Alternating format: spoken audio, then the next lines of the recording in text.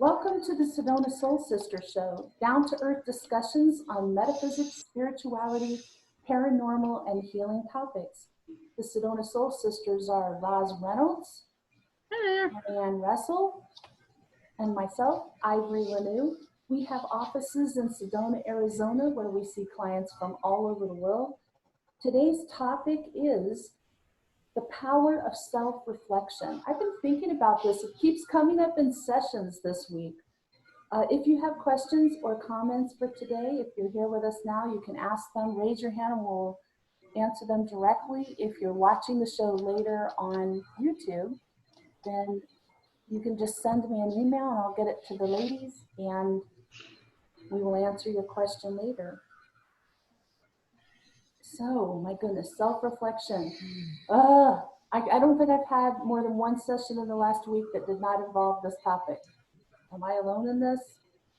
No. I think everything that's going on in the world right now is just prompting it. I really think so too. And I've actually had some people say, well, what do you mean by that? Or usually the word I will use is introspection. And they'll say, well, what does that mean? And it's just really, for those who, if that's new terms to you, it's just serious thought about your own character and actions, about who you are, how you got here, your part in things, what you want, who you want to be. You know, it's many people do not ever take time to do that, or they actively avoid it. But you can't make progress personally or spiritually with your growth without it. Yeah, you pretty much make yourself be stuck, you know, and then people wonder why they're stuck.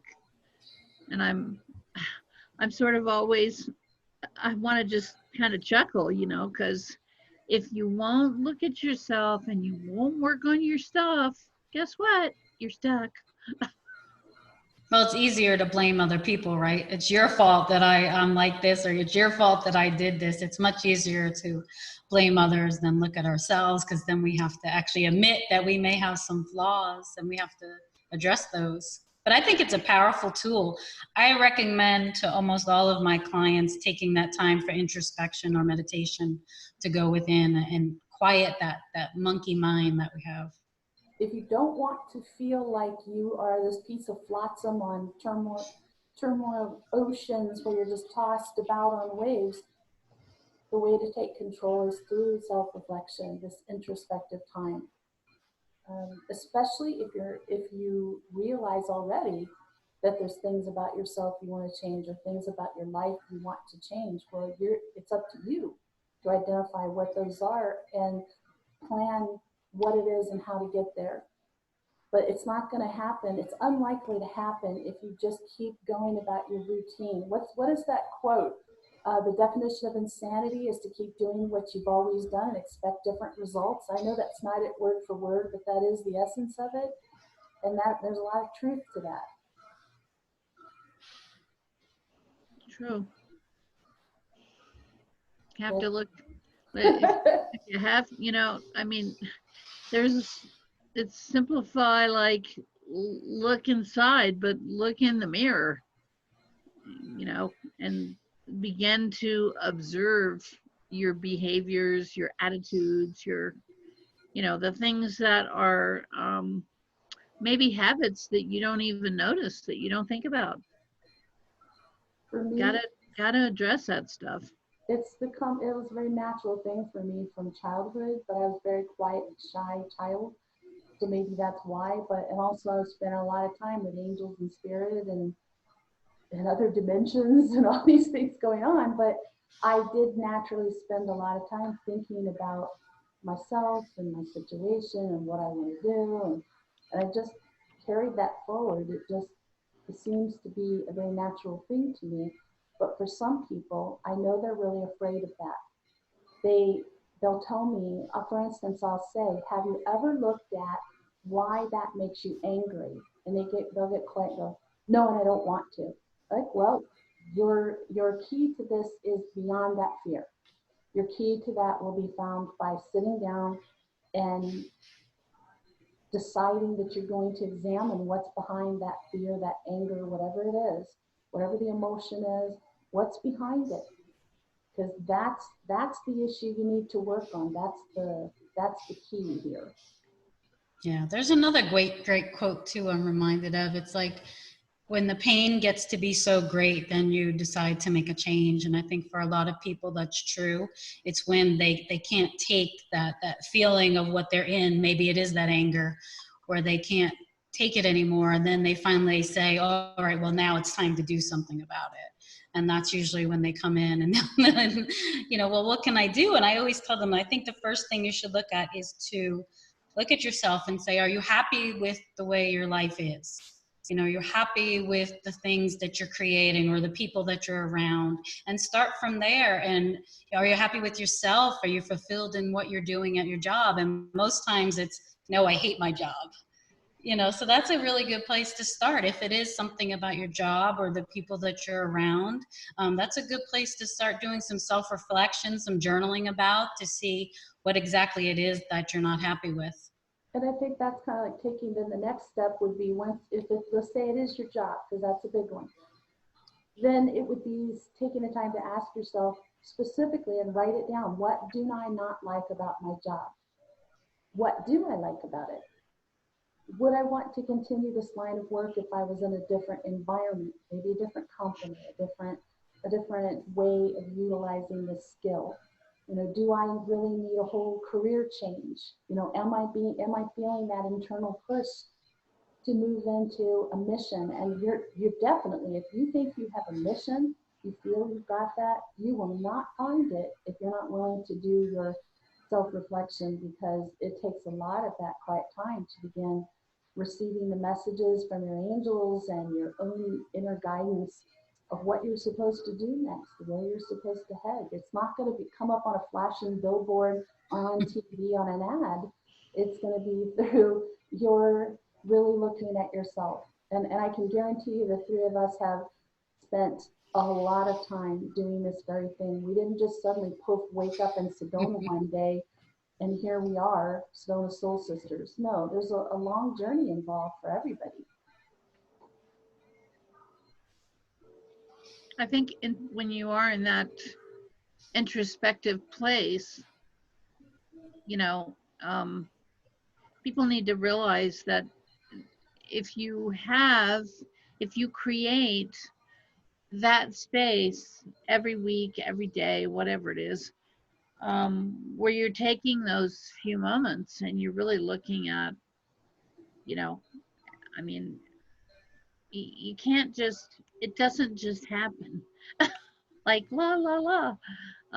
And I think that's one of the hardest things for people to embrace. This is work. Hello. And the messages may not come easy, like I was saying with you guys, when I was first given that number, I had no idea what that number meant. So it took me a few more months of asking, and I was like, hey, look, I don't do subtlety. You want me to know something, you need to hit me on the head so that I know. And that's when I heard, go see Roz at Sedona Soul Sisters. But, there was still that piece of me out of the blue on a mountain in Sedona. But there was still that piece of me that, like, what the hell? This really is crazy. Like, I'm supposed to just go meet this woman and say, oh, by the way, I was sitting on a mountain and here I am. And interestingly, that does happen a lot. I don't quite know how that happens, but, people hear it in their own format. And so while you thought it sounded crazy, to me it sounded very normal. I was like, oh, okay. So some messages may come in, with that form of a number, and you may not understand it right away. And you do sometimes have to ask for, what does that actually mean? And what are you trying to tell me? And so that does, again, take time to deepen that spiritual practice every day, to go into meditation and begin to ask those questions and look at that stuff. So you're not crazy.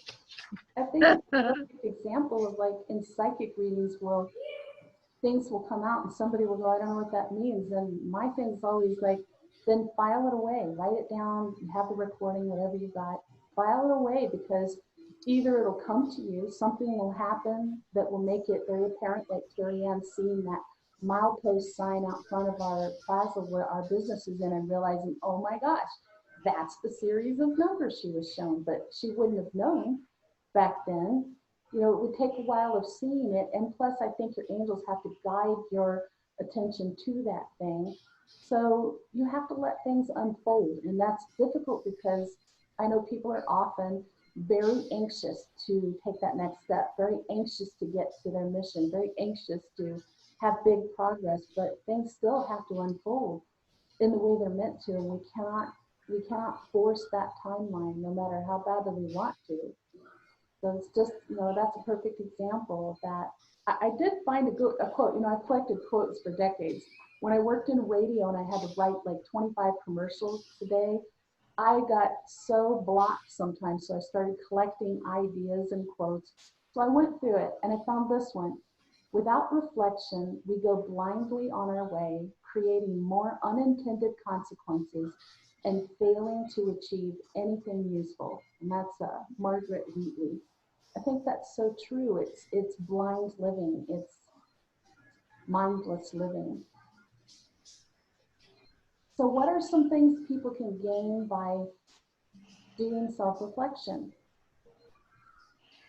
I think it can change your world. I think, the reason that I really started to meditate was because I was so stressed with Sophia's medical condition and I was going through a nasty divorce. And the reason I just started to meditate was just to relax and learn how to relax.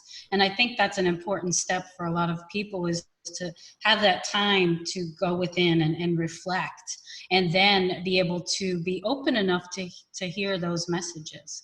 So I think starting at a starting point, if you've never meditated, I have a lot of clients who are like, I just can't be quiet. I can't meditate. And I'm always like, well, try a guided meditation. Give your ego something to do, or focus on your breathing. Whereas your mind then is focusing on this. It's a first step to taking you through that. That's actually part of meditation, is dealing with those thoughts that come floating through your head as you're trying to meditate. That's part of meditation. So when you say you're not good at it, it means you're new at it. And over time, it gets easier to notice and release those unwanted thoughts. But that is part of the meditation process. So it's not that you're bad at it or you can't do it, you're just new at it. One thing is to increase your self-acceptance. I think that a lot of people are very harsh judges of themselves. Many people are actually harsh judges of themselves. So you can learn about yourself, accept who you are, how you got here, accept I'm not perfect, but here I am actively working on bettering myself. And it's always a shock to me when I come across somebody who has no interest in bettering themselves, because that's like my driving force. And I still find it shocking when somebody doesn't want to do that or never considered it. But that comes back to the vibrational, the frequency thing. When people are at a lower frequency, they're not bad, they're not wrong, they're not less than.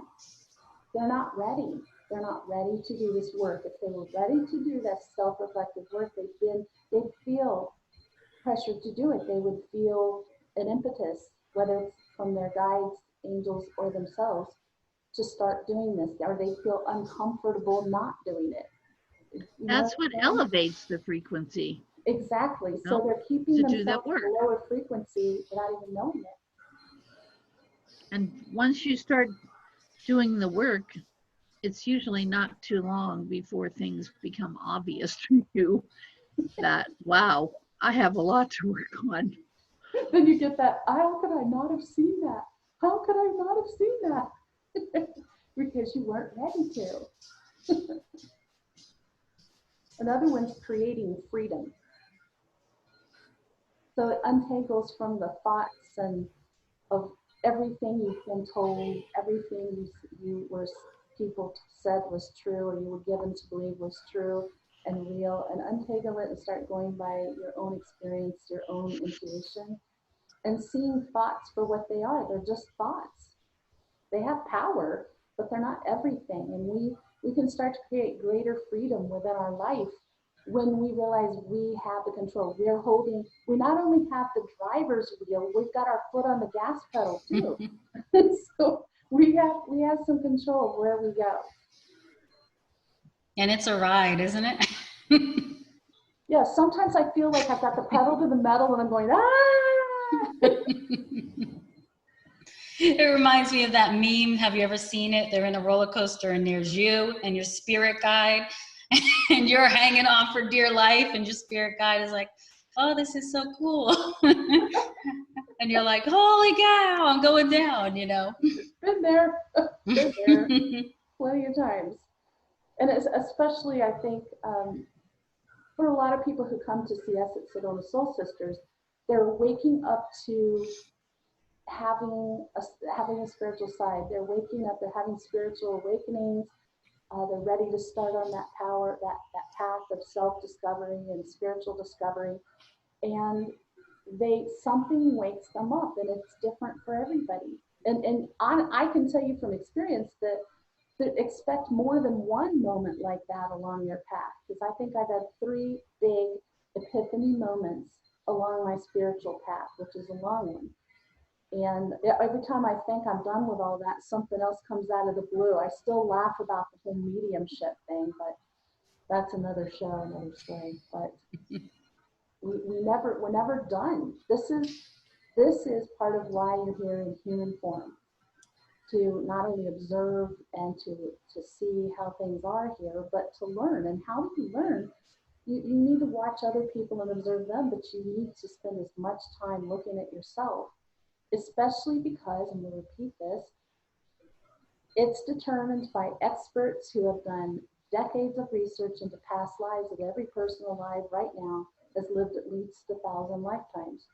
So you have 1,000 lifetimes or more of knowledge, wisdom, experience within you that you are holding, that you need to tap into. You can tap into that through a process of self-reflection, and also the meditation and all these other processes. But everything begins by looking at yourself.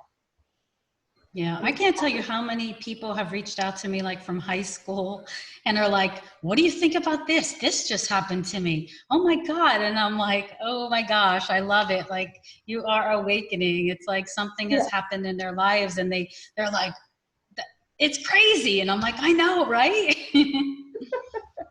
But there's such a great time of awakening right now, right? So many people that haven't been awakened before, and it's happening very quickly. At least I feel for me, you know, I've had some time to adjust to this, but there's people who are like, that I'm starting to see come in to see me that are like thrown into the mix. Like, here you are, you're in a spiritual awakening now, let's go. Boom, do your mission. But a lot of people too, like when you're at that place, if this is you, that you have fairly recently or in the midst of having a spiritual awakening, and people want to know what should I start with, where should I start? I think self-reflection is where you start. You know, what do you want? What are you interested in? What are you passionate about? What were you passionate about that you've gotten away from or were pulled away from by chaos, drama in your life, which can happen to me with some things. Um, Getting back in touch with your passion and discovering new ones, but this isn't going to, again, it's not going to be that big flashing billboard. It comes from within you. It's all this information is within you, or it's going to come from your angels and guides. I think if you're not, I think you made this point too, you know, if you're not ready to take it on, it becomes just too much.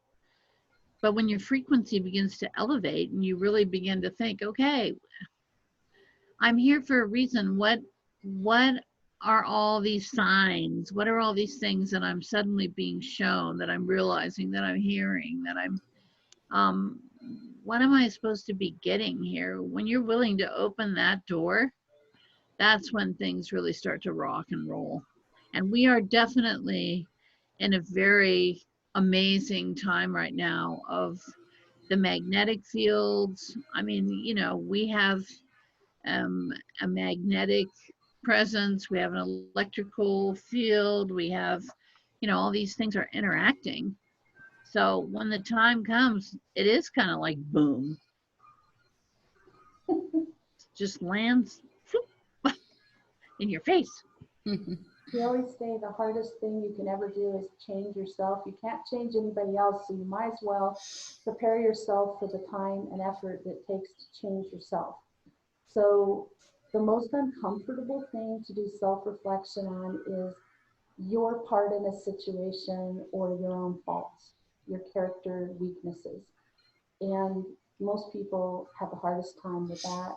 That's what keeps people from wanting to do this, because it's hard to face negative aspects about yourself. But what if you look at it as let me find the things that I need to work on the most to be a better person. Not Let's not label it as weaknesses, as something bad or wrong. It's things you need to work on about yourself. How will you ever improve it if you're not willing to even identify it? That's a good point you make, because, you know, when I was beginning to date, I was going through a period of self-sabotage. I didn't feel that I was worthy enough for this person that I truly desired in my life. And I had to look at that. And that was really difficult for me at that time to look at. But once I was able to identify it and then do some self-reflection about what was it that was driving all of that, I was then able to bring in my soulmate, the person that I knew. So I saw those patterns happening and I was able to address them. Therefore, changing not only my inner self, but then my outer world as well. Absolutely. Very true.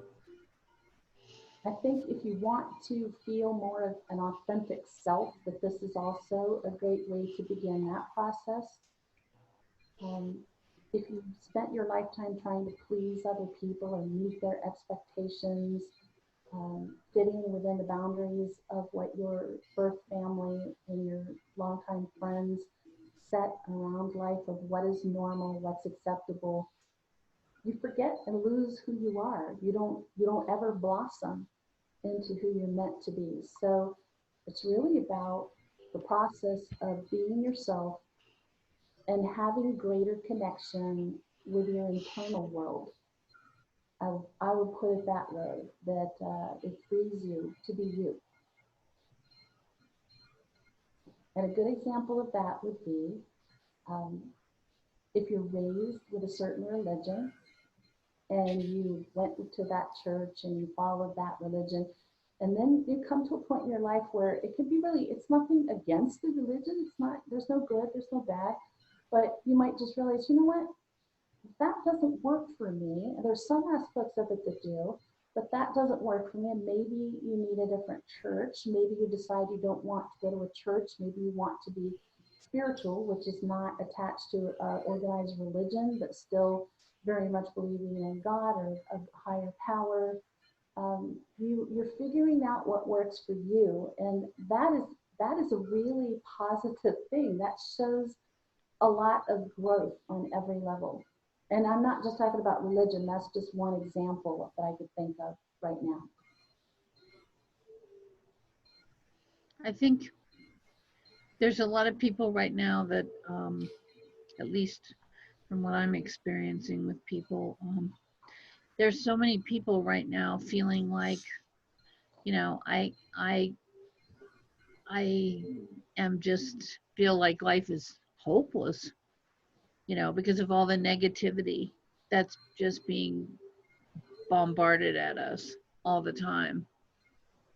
And that in itself, you know, stimulates some deep self-reflection, because, you know, we have the ability within ourselves to facilitate change in this world. But if you don't feel like you are ready for that, or you're worthy for that, or you know, have the capability to do that, that holds you back and kind of keeps you in that hopeless spot. Um, right now, you know, it's our realization and our higher consciousness that is processing all of this horrible behaviors and, you know, things that are happening to people and all over the earth, things that are happening. When we look at ourselves, what's to say that, you know, this is with no ego? We're the person who could be involved in making that change. If you just reach out, you're just changing one person's life, one animal's life, one location, you start to really change that energy. That in itself creates the realization that what you've been reflecting on in yourself was not who you are. And I think that's a really important thing to grasp I think it during is this too. process. We all have gifts, we all have power, we all have abilities to make things be different when we focus on that energy. And the collective focus of many millions of light workers and light warriors and people seeing, hey, maybe I am just one person, but I can still work on it. I can still work to create this change. And I think that's a huge value of self-reflection. Most people are, when they get into the self-reflection aspect of things, it's from a place of judging themselves and looking at themselves, with a less than positive outlook at times, and it's painful. But twisting that and turning it another direction and saying, hey, okay, so maybe I haven't been perfect, but I certainly can forward my focus now on creating change that helps and that brings about a more positive world, a A- world that's more genuine. And that's important right now, so important. Another reason I thought of is I do think it fosters more compassion when you look at yourself and get to know yourself internally, is that you realize how self-critical you are. We were talking about that. Raj just mentioned it. We judge ourselves and we judge others. And when we realize we're doing that, something opens, something changes. And I really think people mostly feel it in their heart chakra. Something really opens there and they start to feel more compassion for others. And then the next step is more compassion for mankind as a whole. And when more of us can feel that compassion for mankind as a whole, is when we can have peace on this planet, when we're not thinking us and them all the time. So that's just, a good way to open that up and increase your ability to feel compassion and empathy for others. That's a big one. I think people have a lot of fear too, a lot of times around looking at that piece of them that may not be so nice or good or bad or whatever it is. But I think, part of that self-reflection is such a powerful tool for that catalyst for change in our life. We've all talked about, we can create the life that we truly desire. I have so many clients that first come to me and they're like, well, I can't do this because of this, this, and this. And I'm like, well, hold up. You have to change your thinking about this, this, and this. I can't leave my job because I have benefits, and I can't leave my job because I make so much money, and all of these things. And I'm like, I hear from you is why you're telling me why you can't do this. Tell me why you can do this, and why it would be a benefit to you and others. Because I always feel, especially since I came into the spiritual awakening, that not only what we do affects us, but it affects the people around us. And then we can bring in that change. Yeah, we bring in that catalyst for change to ourselves, and then we are affecting those others around us. So even though they may not be awake to hearing what you're saying, you are also affecting them in that, with that vibrational frequency that you're shifting to. Absolutely. There's not a doubt about that. And the people who are out there who know they have a mission, they have an inkling of what it is. I think a big part of that too is you got to shift out of the old thinking, and this is done through self-reflection. Shift out of the old thinking that making a lot of money and having a lot of stuff is the epitome of life, that that's why we're here, that's our driving force. It is not, and it was never meant to be, and it does not provide happiness or self-fulfillment unless you are completely in 3D, very low frequency. Then you're going to be happy with that. But as you move up, as your frequency rises, that will not suffice for you anymore. You'll be less and less satisfied with those material things. And it's just sort of a letting go of the 3D stuff and embracing higher dimensional abundance is the best word. Abundance is not all about money. Abundance is everything in your life that makes it full and wonderful. And if you're doing something you have a passion for and you're helping people, boy, I'll tell you, I don't even think about retiring because I just absolutely love helping people so much. I want to do this till my dying day if I can. You know, I just don't have a desire to retire. And I think that's pretty common for people who have found their mission and are helping people. They don't feel this push to get out of it because it's not a grind. And as we get older, Roz and I have talked about this, as we get older, we can change the way we do it and the number of hours we do it, but we still want to do it. You know, I think that your body betrays us, and our human bodies can make it hard. We get tired. You know, maybe we can't push ourselves like we used to, but that doesn't mean you don't want to work your passion. So another thing that's good about it, and this is a big one for women in particular, is to take better care of yourself. If you really did some self-reflection, you probably see that you put yourself very low on your list of priorities. You may not realize it, but you're taking care of everybody else and everything, making sure things you've done, people's needs are met at the expense of your own. And you cannot continue in that fashion without running out of energy, you know, burning out, all the negative things that happen when our own energy does not get recharged. So it's just a good, that's another thing to do some self-reflection about is, am I taking good care of myself? Am I being gentle with myself? Am I acting like I love myself? All of those things.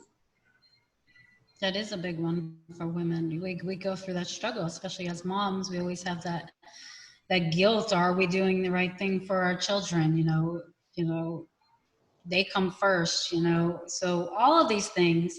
And I think you get to a certain point in your life when you are depleted like that you can say, hey, I'm like all the way down here and you guys are all the way up here and I can't do this anymore. So what do I need to change about that? And it may be, teaching your children to be more independent, teaching them how to cook meals or wash dishes and giving them chores. My boys always had chores that they did when they were little. People would always be amazed at how much work they did or how independent they were. So, teaching those things at a young age, and kids love to help. I mean, all of my kids really love to clean and cook and help in the house. It gives them a sense of purpose.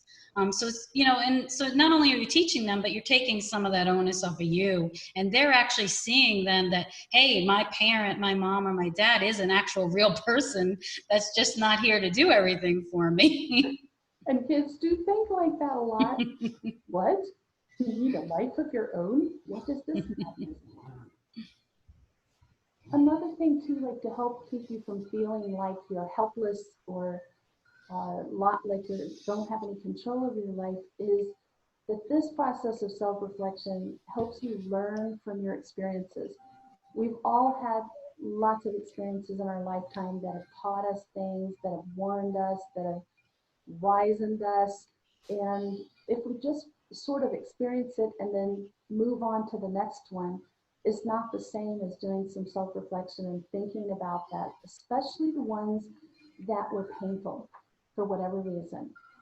My favorite thing that always helps me move through that is when I do self-reflection and I think, what did I learn out of that experience? How did I get stronger or wiser? What lessons did I come out of that with?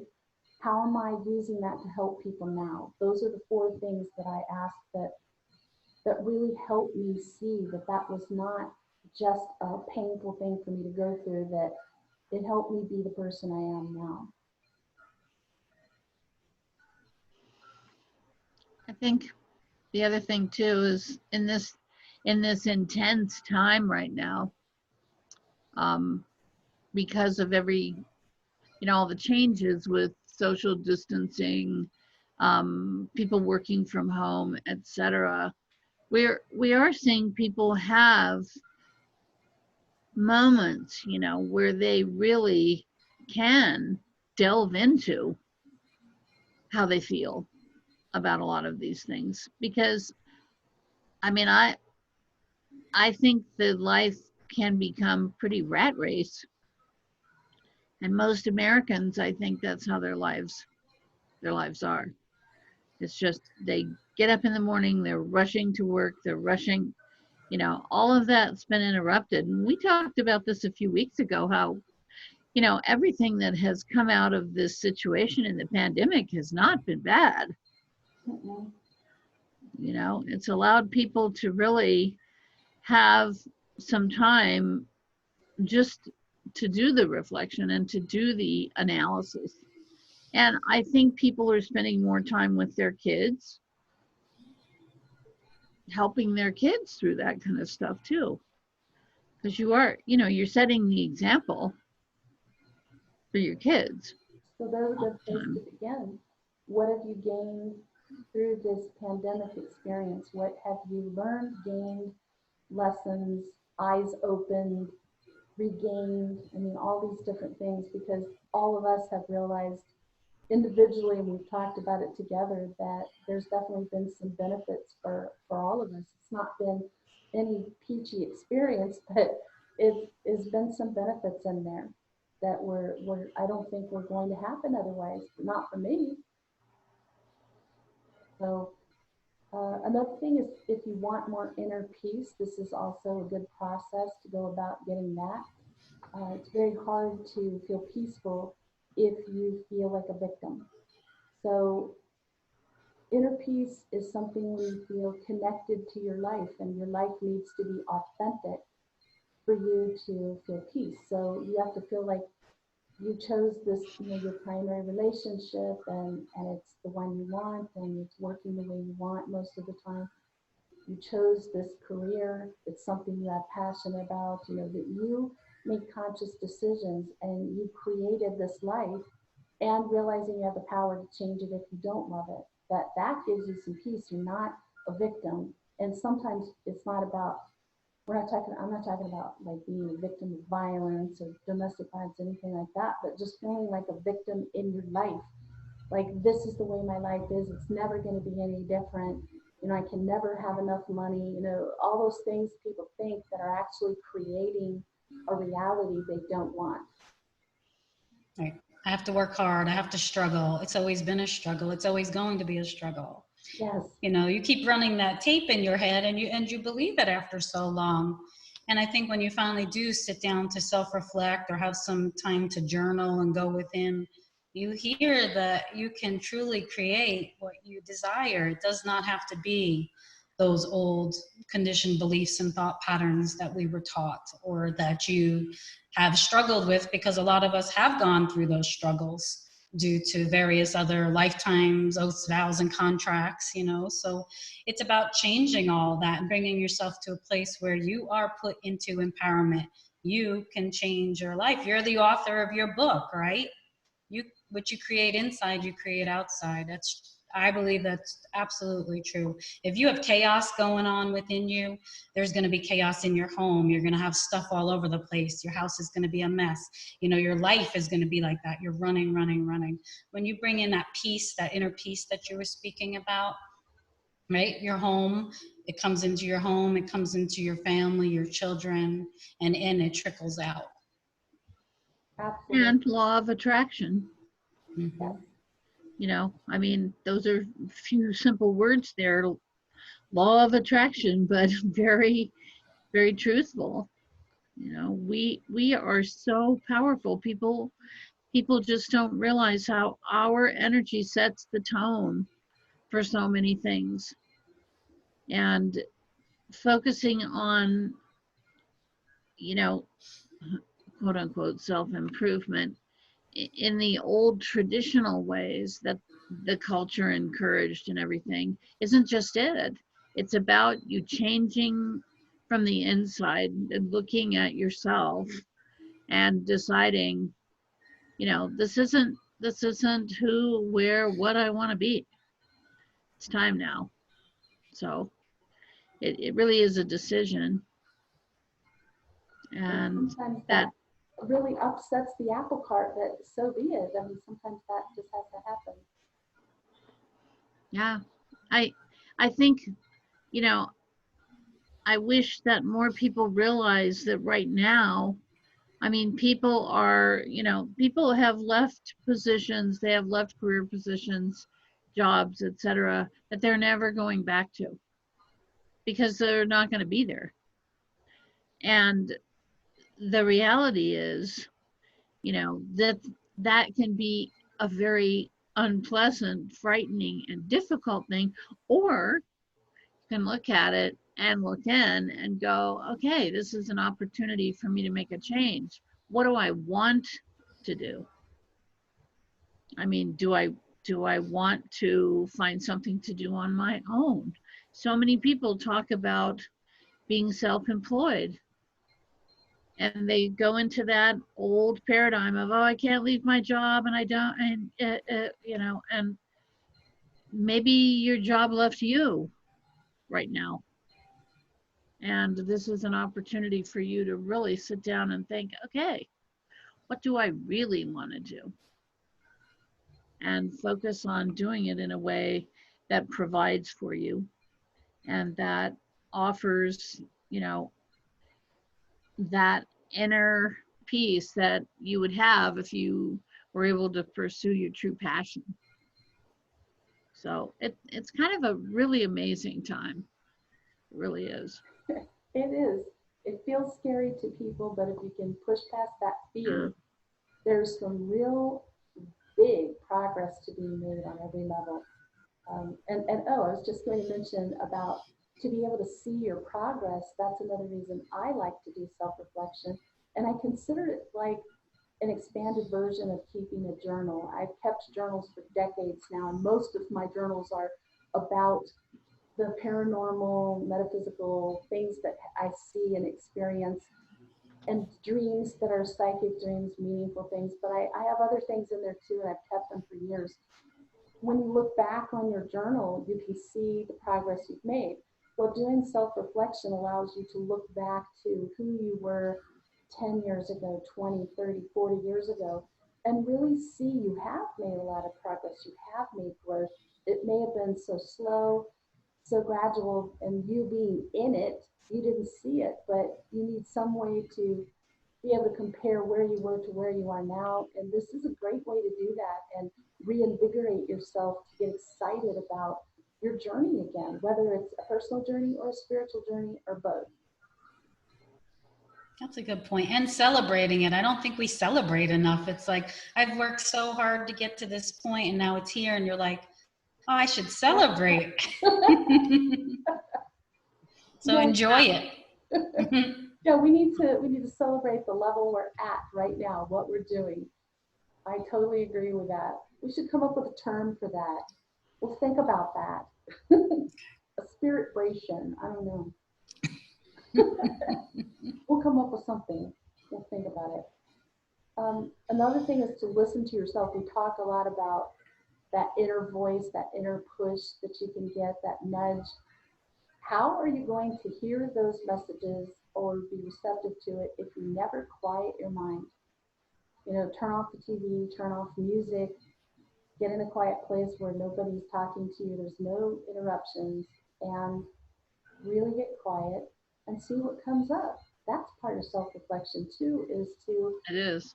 get in touch with what you are trying to tell yourself. And almost always, like I'm gonna use an example from my life because that's how I learned my lessons. And there was a job that I was in, working in mental health, and it was incredibly toxic. And I loved the clients. This is a recurring theme for me. Loved the clients. They kept me there, the patients in this case. This Most of the staff were pretty nutty, and it was a real toxic place to be and uncomfortable. And I knew, like for me at that point, even that was 25 years ago, I was so uncomfortable, and I knew I didn't fit in there, and it was damaging to me on a spiritual level and physically. And yet I pushed on for 7.5 years and I did that for like 3.5 years at an even worse toxic place because the clients were so wonderful. But that's another case of putting other people ahead of your needs. How can you possibly be the best you if your energy is being torn down and attacked on a daily basis going to work?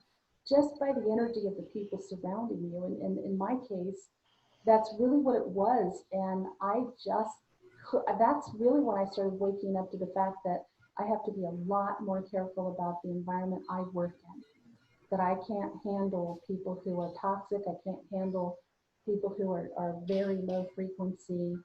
I see Roz smiling. It's like, nobody who's worked on their frequency is going to be able to handle that. And if you used to love your job and now it feels so uncomfortable and you've identified that it's the people you work with, well, you're probably in a similar situation. And, that's something you can sit down and reflect upon too and see if whether you're hurting yourself by staying there. Yeah, if you pull into work and you're like, oh, please don't make me go in there. Oh, yeah. There's a sign. Here's your sign. I always tell people, okay, now, what is wrong with this picture? When you wake up in the morning and you don't want to get out of bed because you have to go to that job. Oh, time to go now.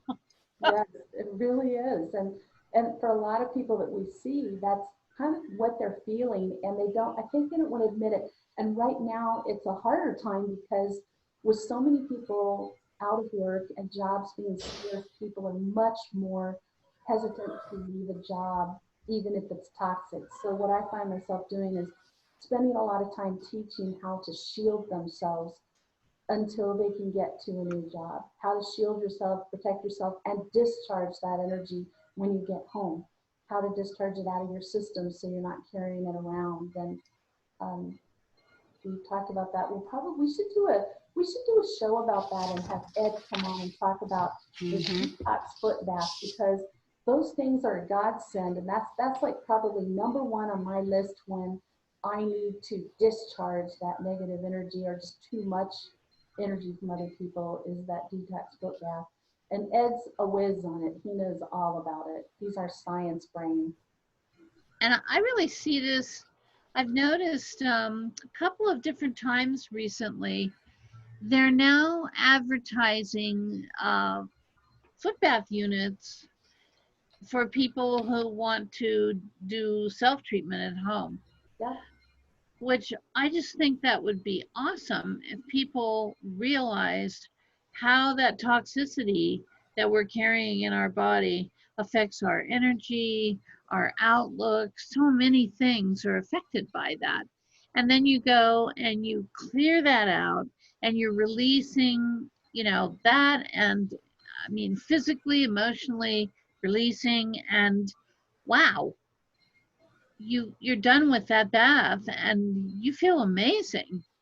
Oh, yeah. And all you got to do is look at the water and you know that you have release. I always laugh because people think I'm putting my feet into that water. I'm like, no, that's what's coming out of me. Yeah, we would not willingly put our feet into that swamp water, but swamp water is what it becomes. Hi, Barbara. Hi, Hi, Mom. Barbara. Hi. The last thing I thought about with this whole thing was how it really helps increase your self-confidence. And that's something most people need in life. You can't fail at being yourself. Life is about experimenting, trying things, and sometimes we're going to succeed and sometimes we're going to fail, and it doesn't mean you're bad or wrong or stupid. It means you failed. Okay, try again, try something different, or try the same thing in a different way. But it is about thinking about everything you've tried and the results that came out of it, and helping you think about a better way to do it, and also to see that you maybe are more tenacious than you're giving yourself credit for. If you've been trying for a long time, I'm going to tell you something that a few famous people told me in their own words, different words, but they're all like, how I got to be where I am is not that I'm more talented than anybody else. I was more tenacious. I never gave up. That was a politician, an author, an actress. All of them made it to the top of their field, and that was what they all said. What they didn't think they were the best in their field. They just kept trying and they never gave up. So, have a little confidence in yourself so maybe you haven't found your groove yet. Maybe you haven't found your passion. Maybe you haven't had the luck yet, or you're not intending positively enough of, that whole law of attraction, what you want to bring into your life, the life you want to create. Well, this is an opportunity to look at that and flip it, turn it around, and start approaching things in a different way. And I think that that usually does bring a fresh burst of energy, and you feel more confident in your ability to move forward again instead of being trapped in past mistakes. And stay in that excitement too, because I think a lot of people then, if they are going to make a change or a shift, they get into that fear-based mentality, which is easy to do. So if you get into that more excitement, oh, this is going to be so exciting, it's going to be so fun, I have a change. Instead of looking at the same computer screen for the last 20 years, I'm going into a new direction, a new field. So get excited about that too. Absolutely. I just think it doesn't also require that every day you sit down and spend an hour thinking about yourself and your life, but it does require some regular practice at it, sort of like meditation does or anything else you're learning. But it'll be more natural for somebody might say something, or you might hear something or do something and think, oh, why did I feel that? Why did that bring this up? What's that about? I'm going to think about that when I get home. That'll be the way that you start thinking, because you get fearless about looking at your shortcomings and your failures, and one of the biggies in that, just it brings up for me always when I think about self-reflection, when it was really put in my face of how powerful this is when I volunteered to do counseling groups for what they call blocks for the domestic violence shelter in Prescott Valley at that time. And the women would come in there so beaten down. Some of them came out of prison. Some of them had spouses who had gone to prison for abusing them. They all had children, and their children were there too, but they had just been through violence and a lot of chaos, and they almost all came in feeling very victimized. And this particular shelter, I know of the lady who started it since I was in my early 20s. I met her when I worked in radio, and I didn't realize at the time that she had created a program. Her counseling blocks were created really very different from most domestic violence shelters, in that they don't treat the women like victims. They treat them to take power, to start looking at your part in what got you to this place, even if your part was doing nothing. Doing nothing is a choice. It's an action. Doing nothing is not really nothing. Letting it continue, whatever it may be, that doesn't put blame on the women who've been abused. It gives them power back. And I would see it. I thought it was so incredible, and I could feel it like from the very first block, to see the light turn on in their eyes that, oh my gosh, I got myself here. I can get myself out. And they got a lot of criticism from other domestic violence shelters, that they thought that was hard on the women, but all the women were like, no, we love this. We're getting so much out of it. And they had a great rate of people who would leave there and go out and get jobs and turn their lives around, and not repeat this cycle, not get back into the violent relationship. And it was such a beautiful gift to see the women understand that they were not victims, that they could take power again of their lives and be in control. And that's an extreme example of this, but every one of us can get a version of that for ourselves. Any last thoughts on the power of self-reflection?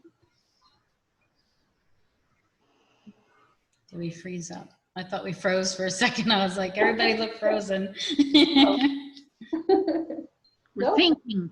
We're thinking. That might affect the freeze on me. I don't know. Thinking. I feel like this is such a realization that the people who are thinking about these kind of things, I mean, it takes a while to process it, but I do feel like people are moving forward. They're looking. and they're realizing, hey, it's time. So it would be nice to see a huge result of positive shift for many, many, many people. We need that And so I feel much. we will. Well, I want to thank you for tuning in today to the Sedona Soul Sisters show. And if you'd like more information about us or our services, you can visit our website, sedonasoulsisters.com. And again, if you're watching this on YouTube later, please email us your questions. Please send it to ivory@sedonasoulsisters.com, and I'll make sure the other ladies get it too. And we'll be happy to answer you. So you're not out of luck just because you're not here live. We are here to help you whenever. Next week, we're actually changing the schedule. Next week, we're going to be talking about high-level councils and collectives. And Terry Ann and I have been part of a small circle that meets at my house. We've been meeting for, I don't know, gosh, I think close to 2 years now with a collective that is called Nyandala. And we're going to talk about that and the messages they have for humanity right now that are very powerful, that they specifically asked us at the circle last week to start sharing it.